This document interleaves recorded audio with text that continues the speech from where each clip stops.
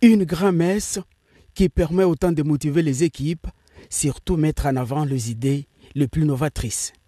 Députés nationaux, sénateurs, membres du gouvernement, les chefs des regroupements et partis politiques de l'Union sacrée étaient autour du président de la République, Antoine Félix Tshisekedi Tshilombo, au chapiteau de la Cité de l'Union africaine.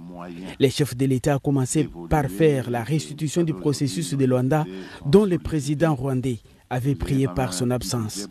Pour le président Tshisekedi, la RDC reste intransigeante à la discussion avec le M23 et tous les moyens seront mis en œuvre pour récupérer toutes les localités sous contrôle du M23 soutenues par le Rwanda.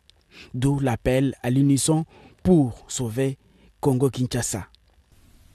En créant cette union sacrée, ma vision était que l'union sacrée n'allait pas d'abord dans un premier temps se comporter comme tout ce qu'on a vu comme regroupement politique avant cela dans l'histoire de notre pays.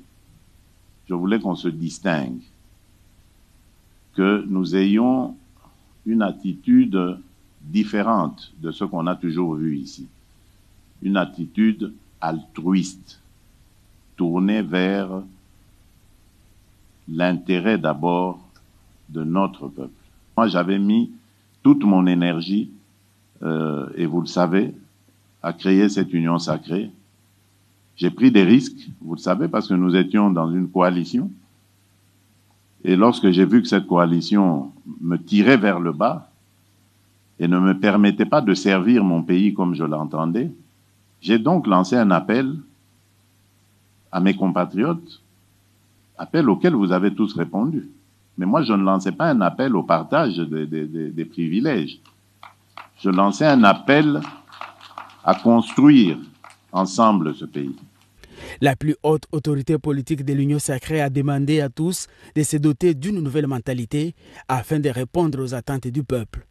Félix Antoine Tshisekedi a appelé à bannir les antivaleurs et à se réengager aux valeurs pour lesquelles l'Union sacrée a été créée, à savoir le peuple d'abord.